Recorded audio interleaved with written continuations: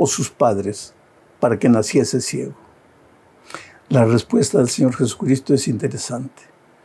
Él dijo, ni este pecó ni sus padres, sino que para que las obras de Dios sean reveladas, este nació así. Eso parece injusto.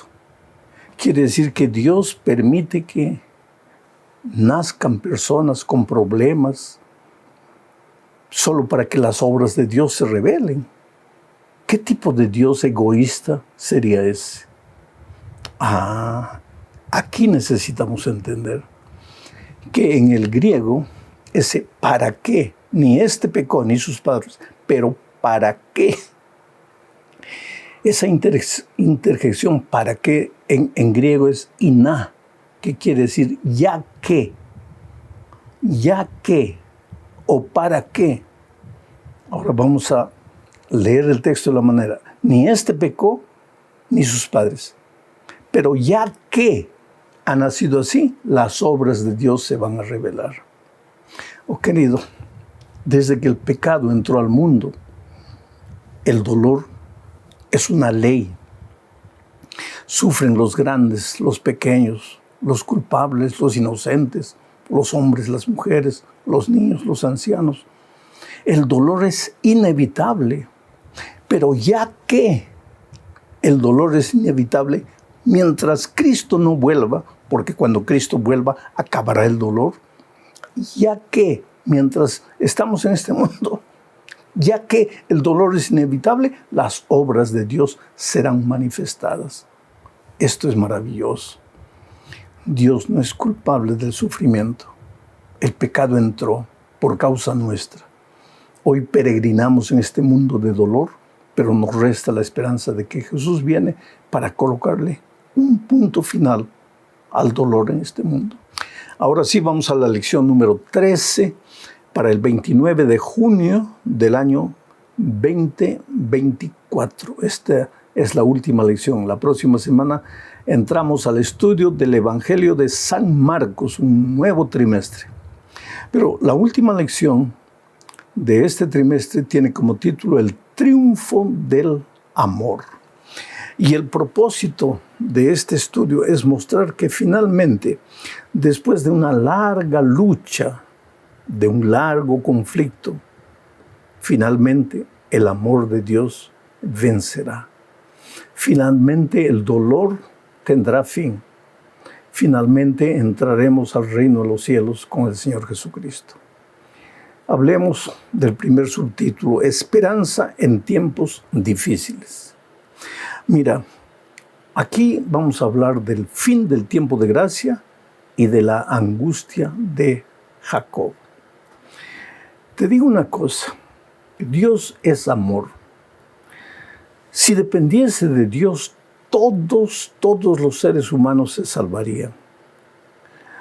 Pero no depende solo de Dios. Dios ha hecho todo lo que era necesario hacer para salvar al ser humano.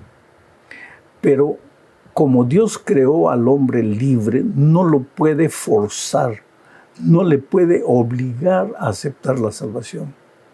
Y por más que el plan de redención se haya cumplido, todo se haya realizado para nuestra salvación, si nosotros no queremos, pues la salvación no tiene ningún valor para nosotros. Esta idea va contra el universalismo, porque hay gente que cree que Dios es amor, Dios es misericordia y por tanto todos se salvarán. No. Dios es misericordia, Dios es amor, pero solo se salvarán los que acepten la salvación en Cristo.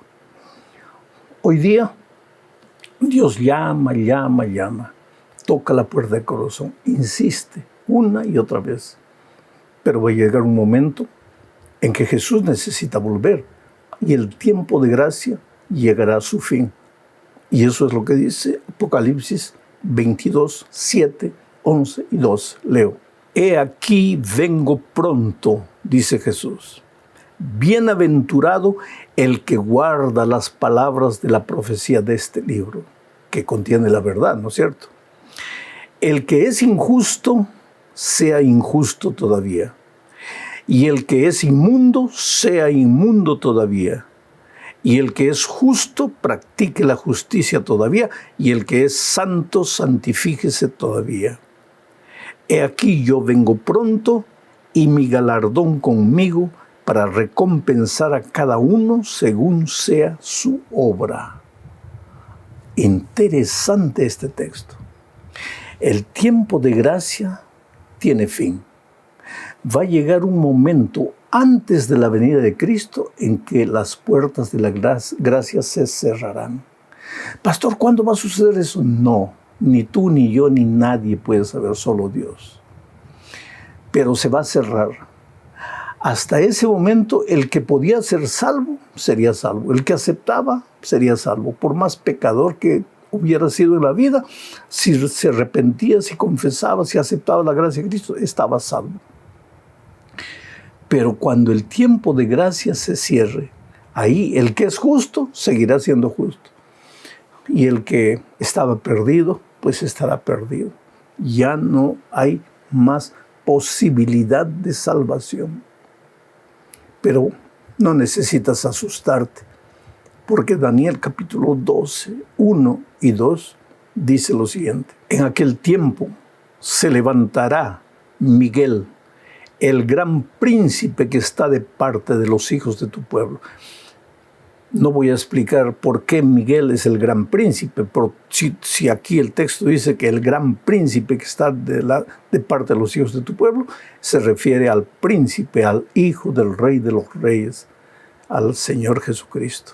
En aquel tiempo se levantará Miguel, el gran príncipe que está de parte de los hijos de tu pueblo, y será tiempo de angustia, cual nunca fue desde que hubo gente hasta entonces. Pero en aquel tiempo será libertado tu pueblo, todos los que se hallen escritos en el libro, y muchos de los que duermen en el polvo de la tierra serán despertados, unos para vida eterna y otros para vergüenza y confusión perpetua. El tiempo de gracia se acabará y ahí comenzará el periodo de la gran angustia. La Biblia le llama la angustia de Jacob. ¿De qué se trata ese tiempo de angustia? La angustia de Jacob. ¿Te acuerdas aquella noche que Jacob estaba regresando para ver a su hermano Esaú? Y cerca del río Jaboc, a las orillas, él se arrodilló y oró y oró y lloró toda la noche. Estaba viviendo su noche de angustia. ¿Por qué? Porque al día siguiente se encontraría con su hermano, a quien había engañado, a quien había traicionado. Y la angustia de Jacob era la siguiente: mañana me voy a encontrar con mi hermano. ¿Será que él me perdonó y me aceptará? ¿O será que él no me perdonó y me destruirá? Esa angustia fue tan intensa, tan grande en la vida de Jacob. Y ahora la palabra de Dios toma esa angustia de Jacob como la angustia de los hijos de Dios en los últimos tiempos. Cuando la puerta de la gracia se haya terminado, ya no hay más oportunidad de arrepentimiento. Entonces vendrá a nuestra mente la angustia. Sabemos que el tiempo de gracia terminó. No sabemos cuándo, pero sabemos que el tiempo de gracia terminó. Y la angustia es: ¿cuándo se cerró el tiempo de gracia? ¿Cuando yo estaba fuera o cuando yo estaba dentro? ¿Cuando yo estaba andando en los caminos de Dios o cuando yo estaba andando en los caminos de pecado? ¿Cuándo se acabó el tiempo de gracia? Mañana me encontraré con mi hermano mayor, el Señor Jesucristo. ¿Será que Él me perdonó y me aceptará? ¿O será que Él no me perdonó y me destruirá? Esa será la angustia terrible del pueblo de Dios. Pero querido, tú no tienes nada que temer.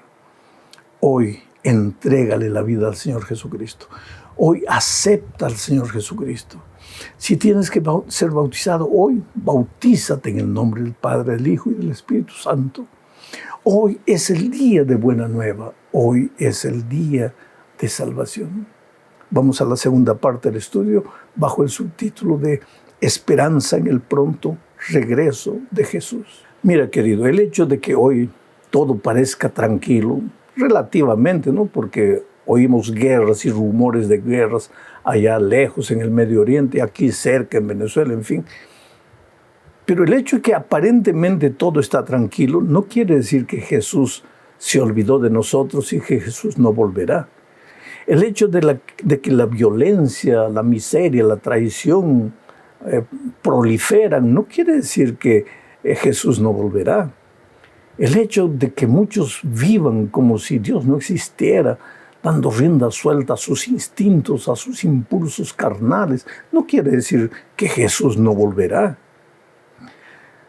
Uno de cada 25 versículos del Nuevo Testamento habla de la venida de Jesús. La venida de Jesús no es una teoría, no es una vana esperanza, es una realidad. Cristo va a venir cuando en la agenda divina llegue el día y la hora de la venida de Cristo. Él vendrá para ponerle un punto final a la historia del pecado. Por eso Juan 14, 1 al 3 contiene las palabras del propio Señor Jesucristo que dijo: no se turbe vuestro corazón. ¿Creéis en Dios? Creed también en mí. En la casa de mi Padre muchas moradas hay. Si así no fuera, yo os lo hubiera dicho. Voy pues a preparar lugar para vosotros. Y si me fuere y os prepararé el lugar, vendré otra vez y os tomaré a mí mismo, para que donde yo estoy, vosotros también estéis. De esta promesa maravillosa que el propio Señor Jesucristo hizo, Él dijo: vendré otra vez. Y Dios no es hombre para que mienta, ni hijo de hombre para que cambie su opinión. Dios es Dios.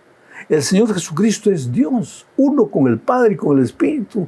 Y Él dijo: vendré otra vez, y puedes creer que el Señor Jesucristo vendrá. Aunque los seres humanos hoy día, muchos se burlen, se ríen de la bendita esperanza de la vuelta de Cristo, Él vendrá.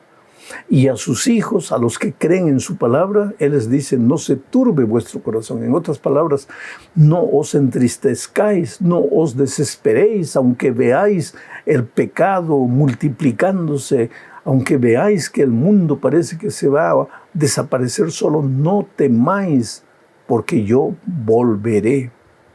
¿Y qué es lo que Tito 2, 11 al 14 dice? Leo: porque la gracia de Dios se ha manifestado para salvación a todos los hombres, la gracia de Dios, enseñándonos que renunciando a la impiedad y a los deseos mundanos, vivamos en este siglo sobria y justa y piadosamente. Quiere decir que la gracia de Dios no hace que vivamos como querramos, sino que la gracia de Dios nos enseña que renunciando a la impiedad y a los deseos mundanos, vivamos en este siglo sobria, justa y piadosamente, aguardando la esperanza bienaventurada y la manifestación gloriosa de nuestro gran Dios y Salvador Jesucristo, quien se dio a sí mismo por nosotros para redimirnos de toda iniquidad y purificar para sí un pueblo propio, celoso de buenas obras. ¿Qué dice Pablo en la carta a Tito? Dice que la gracia del Señor Jesucristo se manifestó, colocó en nuestro corazón la esperanza de su venida, de su segunda venida. La gracia del Señor Jesucristo nos enseña a vivir sin mancha en este mundo. Y dice que la gracia del Señor Jesucristo visa preparar un pueblo para encontrarse con Cristo, pero un pueblo celoso de buenas obras. ¿Tú ves de qué manera maravillosa Pablo une la gracia y las obras? Somos salvos por la gracia para preparar un pueblo deseoso de buenas obras. Las obras tienen un lugar en la vida del cristiano. Las obras no salvan, la gracia salva. Pero si la gracia te salvó, vas a producir buenas obras. Vas a seguir en obediencia a los 10 mandamientos de Dios. Vamos a la tercera parte. Aquí se habla del milenio en la tierra. ¿Qué sucederá cuando Jesús regrese? Veamos lo que dice Apocalipsis 20, 1 al 3. Vi a un ángel que descendía del cielo con la llave del abismo y una gran cadena en la mano, y prendió al dragón, la serpiente antigua, que es el diablo y Satanás, y lo ató por 1000 años y lo arrojó al abismo y lo encerró y puso su sello sobre él para que no engañase más a las naciones hasta que fuesen cumplidos 1000 años. Después de esto debe ser desatado por un poco de tiempo. Cuando Cristo venga, los muertos en Cristo resucitarán. Luego los vivos se unirán a los resucitados e iremos con el Señor Jesucristo por 1000 años. Los que no creyeron en Jesús serán muertos con el resplandor de su venida. Y los que ya estaban muertos sin creer en Jesús permanecerán muertos. Nosotros iremos al cielo con Jesús por un periodo de 1000 años. ¿Y a qué nos dedicaremos? ¿Cuál será nuestro trabajo? Esta es la cuarta parte de nuestro estudio bajo el subtítulo del juicio en el milenio. Mira lo que dice Apocalipsis 20, 4 y 6. Y vi tronos, y se sentaron sobre ellos los que recibieron facultad de juzgar.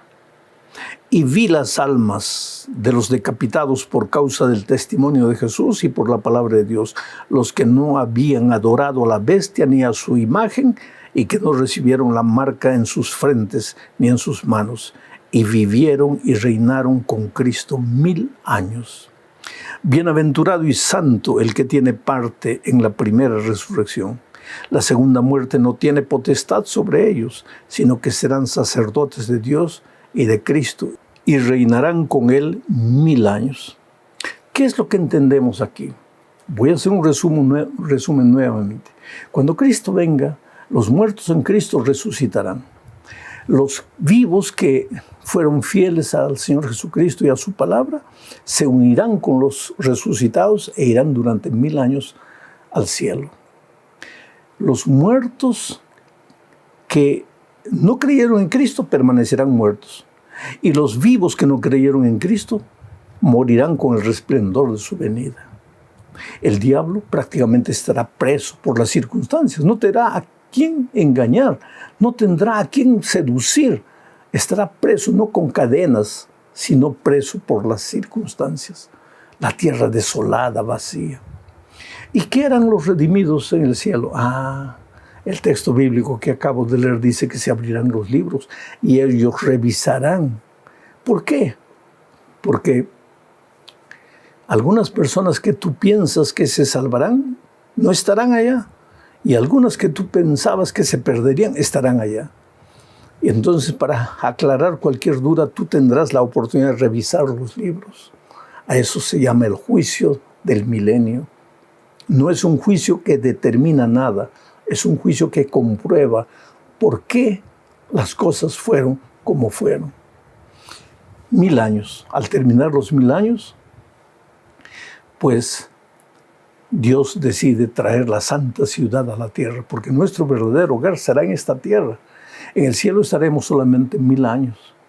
Volveremos, pero ahí, en esta tierra, los muertos de todas las edades resucitarán. A eso se llama la segunda muerte. Y el diablo quedará contento, porque al ver a todo el mundo resucitado va a decir, nuevamente, ahora sí. Y cuando Jesús está volviendo con la santa ciudad y los redimidos, el diablo va a hacer guerra. Y ahí sí va a llover fuego y azufre y el punto final del pecado. Ya no se levantará nunca más. Estamos entre dos eternidades. Mira lo que dice la quinta parte. Cuando Jesús regrese, solo habrá dos grupos. Leo lo que dice segunda a los Corintios 5:10. Porque es necesario que todos nosotros comparezcamos ante el tribunal de Cristo, para que cada uno reciba lo que haya hecho mientras estaba en el cuerpo, sea bueno o sea malo. Solo dos grupos. Aquellos que confiaron en Cristo, aceptaron la gracia de Cristo, y aunque en algún momento de su vida, cuando no conocían a Jesús, vivieron en la miseria, el pecado, pero se arrepintieron y aceptaron a Jesús, estarán en el grupo los redimidos para recibir el galardón que Jesús viene a traerles. El otro grupo es aquellos que no obedecieron a Jesús y que muchas veces pensando obedecer a Jesús solo obedecieron tradiciones humanas. Aquellos que cerraron sus ojos a la verdad de la palabra de Dios, cerraron sus oídos al evangelio puro y eterno de la palabra de Dios. Solo dos grupos, ovejas y cabritos. Las vírgenes. Our hearts fly made in the cosmic glow. Together we'll go. Cause we're chasing in this endless space. Galaxies embracing our secret.